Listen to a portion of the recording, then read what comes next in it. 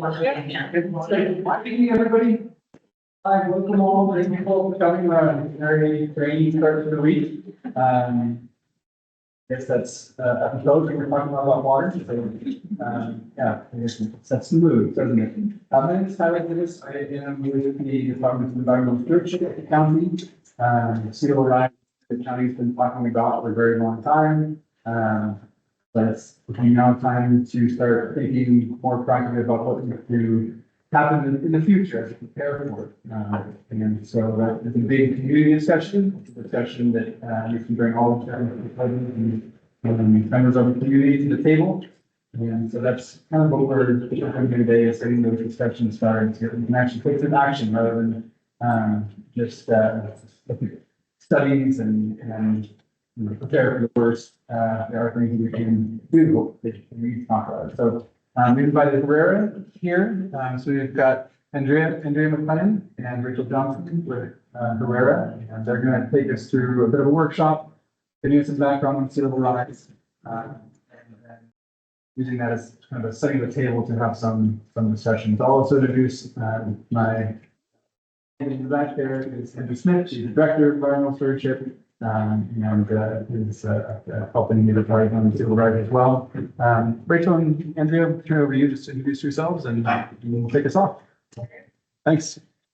Hi, I'm Andrea McLennan. I'm a coastal geomorphologist, so I study how our shorelines respond to changes like sea level rise, and have, done a lot of mapping and work in the San Juans over the course of my 25 years working in the region. And I live in Bellingham. I'm originally from BC, and I've grown up sailing and kayaking and as a camper Kyla. So this is kind of my backyard or my front yard, depending on how you look at it. And yeah, so I'm thankful to be here and be part of this conversation. Yeah, hi everyone, my name is Rachel Johnson. I'm a water resources engineer, so I do a lot of work with stormwater and flooding and sea level rise and helping to understand and prepare for that.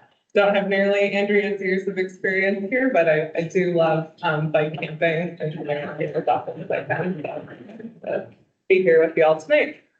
So yeah, we've got about 2 hours together tonight from now until 7:30, and we have a break that we have scheduled around 6:30. So some time to get up, stretch, move around. And so yeah, we've got some stuff prepared for you. So as Tyler mentioned, this is the first of a 2-part workshop series. So this one is really just trying to kind of lay the groundwork, kind of build the same foundation, and then there'll be another workshop later this fall. So yeah, tonight we're hoping to talk a little bit about some of the challenges that San Juan and other islands are experiencing. Learn a little bit more about sea level rise and coastal hazards, what they are, what's causing them, how they're changing. Then we'll have a break. We'll talk a bit about adaptation strategies. So what are the different tools we have in our toolbox to deal with the changes? And then have some time for discussion, and then talk about some next steps. Just so you didn't sign in when you come in, when you came in, please do that when we get a break. The restroom is just behind us there through that door. We will have some folks that might be joining online. So this owl here is also recording the meeting. So that's going to help us be able to take notes and be able to know what was discussed. And we've got lots of opportunities for questions throughout. We're going to be using Slido, which is an interactive polling software. I'll explain how that works in a minute. But there'll be plenty of opportunities for you all to ask questions throughout. And then, as I mentioned, we'll try to wrap up around 7:30. I guess just with a quick show of hands, I'm curious, who lives on the shoreline here? Okay, great. Well, all are welcome. So our goal today is to share information and start a community conversation around sea level rise action, and also impacts for erosion and risks to infrastructure that we have. So we're hoping to educate about coastal change, to also start to collaborate and build some trust with that, and then start the workshop too. And just, we're all taking time out of our busy days today to be here together. So just, we really want to create a space for listening and learning together. So just ask that we be respectful of each other's time and viewpoints. We've got time for questions and discussion throughout this. And this is really, a great opportunity for you all to ask questions, provide input, and we want to make sure that we're capturing that to be able to help inform next steps. So with that, we have a cool tool that we're going to be using that's called Slido. I'm not sure if anyone has used that before, but I'm going to ask that you take your phone out if you're game, and you can scan this QR code here, and it will bring you to a page that throughout the presentation, we will have opportunities for you to type in your answer. This also allows anyone online to be able to do that at the same time. It allows us to also kind of capture your feedback and be able to do that here. So hopefully that works. If anyone has any tech issues, maybe raise your hand and Andrea or maybe Kendra can help. Yeah. Oh, okay. Should I take it off? Yes. Yeah, you will need the internet for this, and if you need the Wi-Fi, I believe the password is laughter, capital L. All right, so we're gonna test it out here. Anyone's taking the picture still?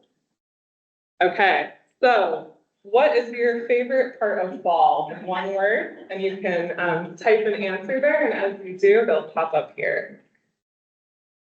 What's the, Wi-Fi network? Oh, do you know, Tyler, which Wi-Fi network? SJCIO. IO. Yep. Salmon, fungi, cider.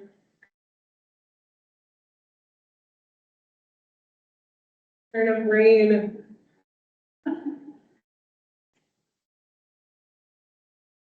If folks are having trouble, we can also just, you can raise your hand and share your answer too.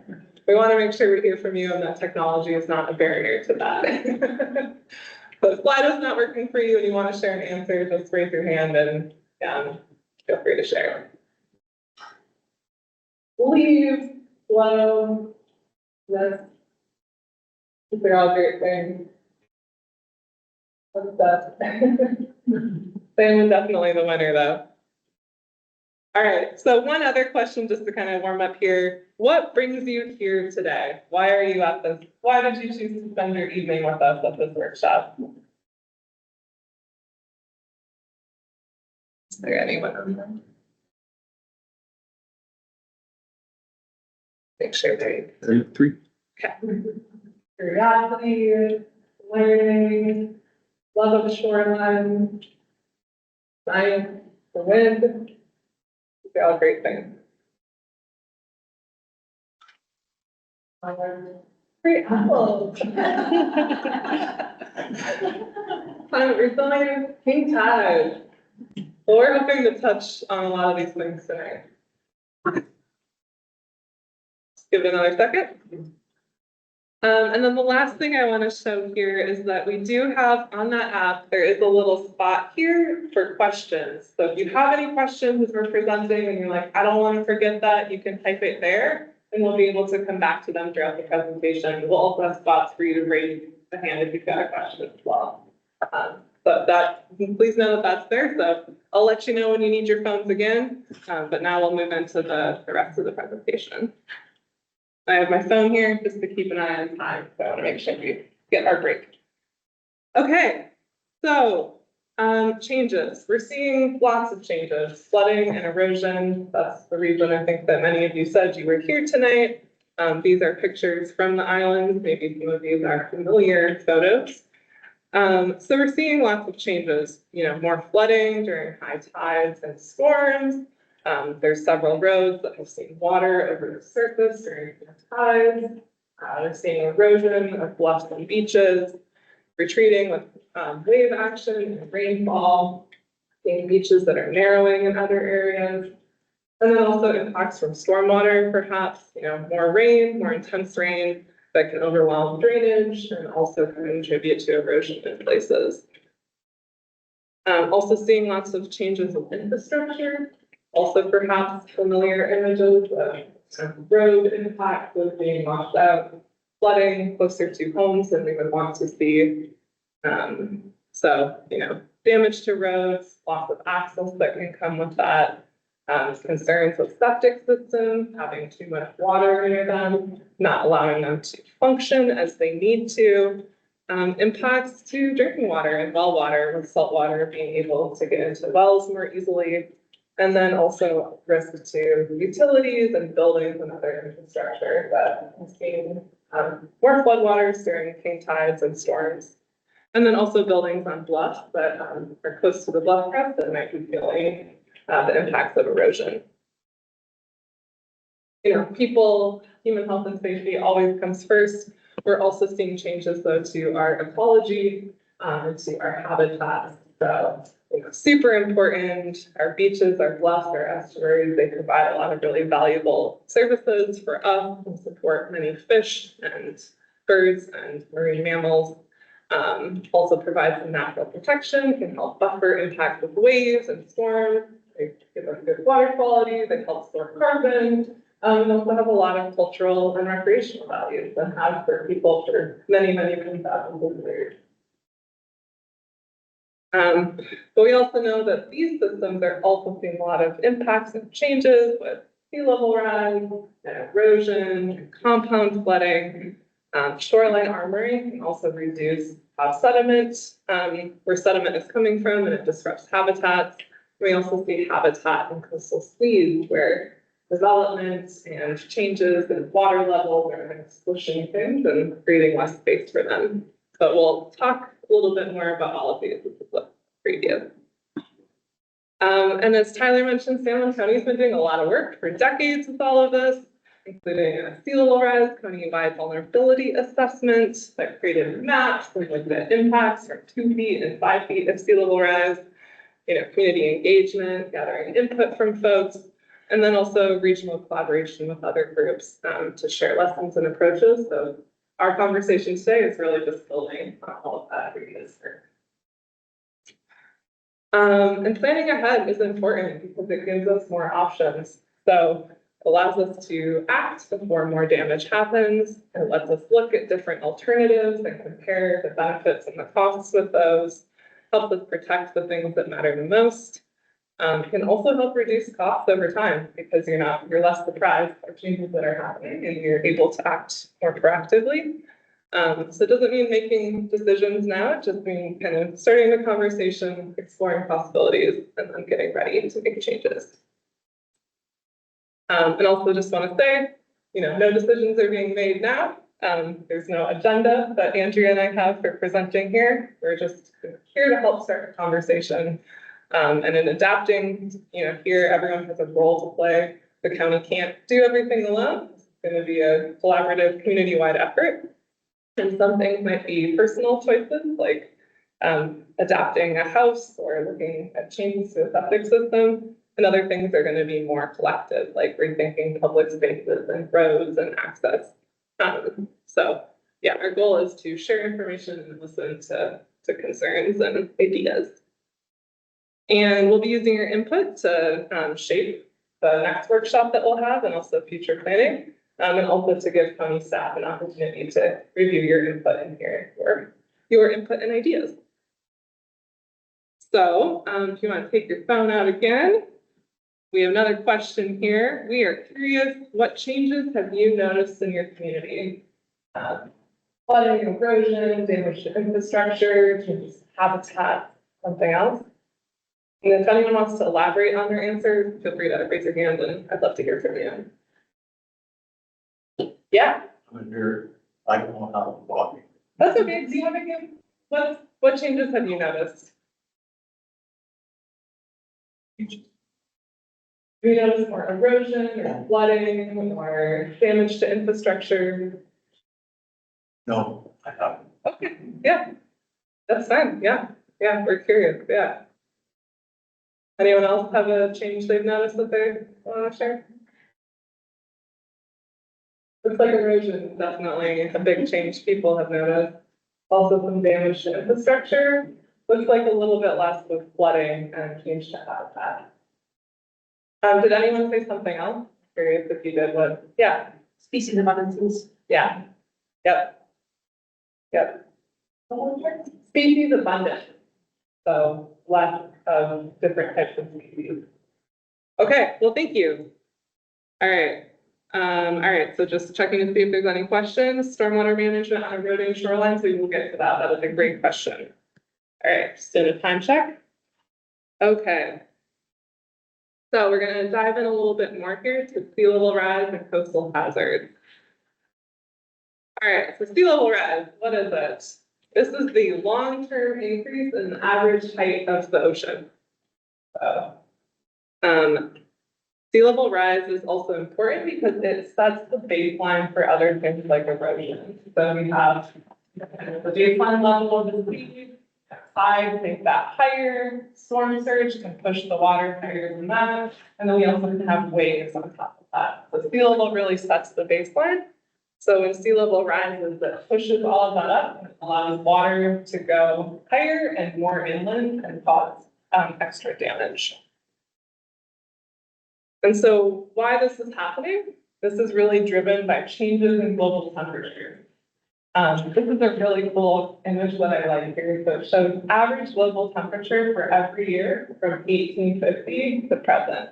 And so ones that are blue show cooler than average, ones that are warmer colors show warmer than average. So as you probably know, we've experienced one of our warmest years on average over the past couple of decades. And really just shows that kind of what happens next really depends on how we're able to reduce our greenhouse emissions. That is what is driving this change. So as the Earth has warmed, the ocean has been a powerhouse that has absorbed most of that heat. So this map here shows all of the warm colors show how much heat the ocean has absorbed. So parts that are red have absorbed about 1.5 degrees Fahrenheit. So that is the sea surface has warmed there.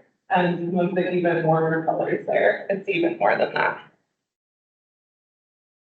And this is important because if you remember back to maybe a physics class, when water gets warm, it takes up more space. So as that ocean water has warmed, it's able to take up more space and allow the sea to rise. Also, we're seeing rising sea level because as the air temperature has increased, we're also seeing more melting of glaciers and ice caps and ice sheets that are on land where that water has been stored for a long time and bringing that water to the ocean. And we know that this is changing.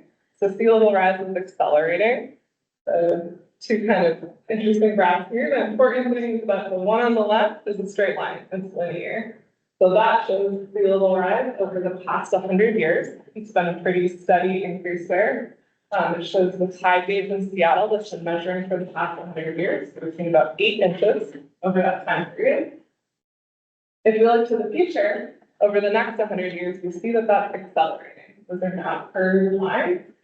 And so there are many possible futures for how much sea level rise we're going to see. That really depends again on emissions and how that is able to change. But all of those, we're seeing that that amount is going to be accelerating over time. So anywhere from about 1 foot to up to 8 feet.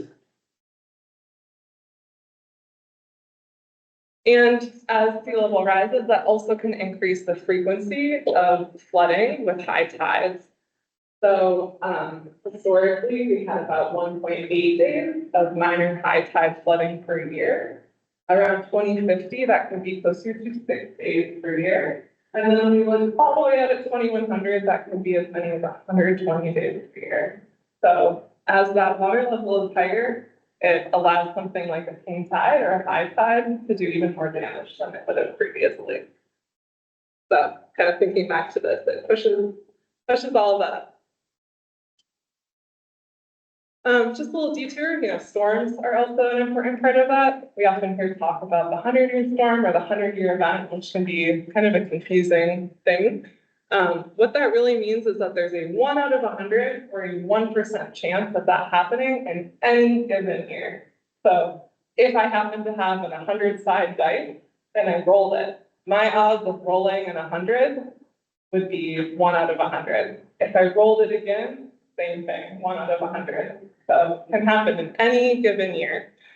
And even though that's rare, it doesn't mean that it's gonna happen once every 100 years. We can see it one year, we can see it the next year. And this is an interesting graphic here from the Weather Service.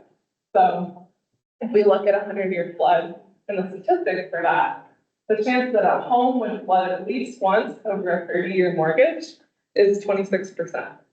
And the chance that a home would flood at least once over an average lifetime would be 55%. Or if it floods twice, would be 14%. If it was in a 100-year floodplain, we're talking about 100-year events. And then, we have some uncertainty going into the future with the amount of change that we're going to see. What we are certain of is that sea level rise is going to continue for centuries. That is a given. We know that that is kind of baked into the system with the amount of heating that we've seen. The real uncertainty is when we're going to see that amount of change. And this comes from how quickly the world will be able to reduce our emissions, and also how good are our models, which are getting increasingly better over time. So kind of as I highlighted earlier, we see the whole range here, kind of depending on what emission, so anywhere between 1 foot up to 8 feet around the year 2130. And so how we get around this is that we use scenarios to help plan. And in previous studies, San Juan County has selected 2 scenarios for planning. One is looking at 2 feet of sea level rise, and one is looking at 5 feet of sea level rise. So that 2 feet of sea level rise, that's going to be more what we're going to see over the next few decades. And this is helpful for looking at shorter term decisions, can help guide adaptation strategies. That 5 feet is more what we can see in 2100, through the end of the century, and that can be used to help look at, help inform major infrastructure decisions. It's something where we're not willing to accept as much risk. A lot of numbers here. Don't hope none of those are super important, but it just shows how the probabilities change over time. This is a more friendly way to look at that. So we look at that 2 feet one, the probability that we could see that in the 2050s is about 0.1%, in the 2080s about 10%, 2100 about 50%, and by the 2140s very likely. And then for 5 feet, highly unlikely that we would see that in the 2050s. Again, that probability increases over time. Maybe I'll pause. Any questions about sea level rise? That's a lot of stuff. Yeah. So the San Juans are mitigated because of this static rebound, what's going on with the bison and farms there, is that why we're proposing? Oh, that's a good question. Yeah, I didn't touch on that. So as the sea level is sea level rise is rising at a different rate all over the world. And that's for many different reasons. That's because how close they are to where the ice is melting, that has to do with ocean currents, that has to do with other kind of global patterns. It also has to do with, there's some places where the land is rising and there's some places where land is sinking. So land is sinking in areas here, areas around Puget Sound, where it can happen in river deltas, also in areas where we were covered by glaciers 10,000 years ago, but that, yeah, there's places where the land is sinking also because of development, extraction of groundwater, and then there's other places where the land is rising. So like Nea Bay, parts of Alaska, they're actually seeing the land rise. So as land is rising or sinking and sea level rise is rising, some places have more impact than others. The 8 feet though has to do more with emissions. It's more of looking at different modeled scenarios, kind of how much things could change. So that 8-foot scenario, that would really depend on super high emissions and us seeing things like the Antarctic ice sheet collapsing really quickly, where there's suddenly a lot more inputs. Does that answer your question? Yeah. Please, yeah. But the sea level rise, projections that we showed you for San Juan County, those are actually relative sea level rise projections that account for that vertical land movement. That is variable across the region. And here, the relative sea level rise actually, it's outpacing, or that small amount of vertical land movement that occurs in San Juan County is far outpaced by the current rates of sea level rise. And that continues to grow, actually, that vertical land movement being outpaced increases more and more so over time as sea level rise accelerates. Yeah. Hopefully that was clear. So pretty Yeah. complex stuff. Yeah, we're very Really lucky. complex patterns. Yeah. And it is variable. And the reason that we have that isostatic Yeah. uplift is because the land, it's like both, because the land was beneath beneath like a mile of ice just 12,000 years ago, like not that long in geologic time, but also because of our tectonics and the Cascadian subduction right now. So we've kind of got a double whammy of vertical land movement here, which is a really exciting phenomenon, but an entirely different presentation. We're very lucky in Washington State that the University of Washington Climate Impact Group has developed projections that are specific to every area of the state. So we have that in the San Juan as well. Yeah. All right, any other questions so far? Okay. All right, also want to touch on other types of flooding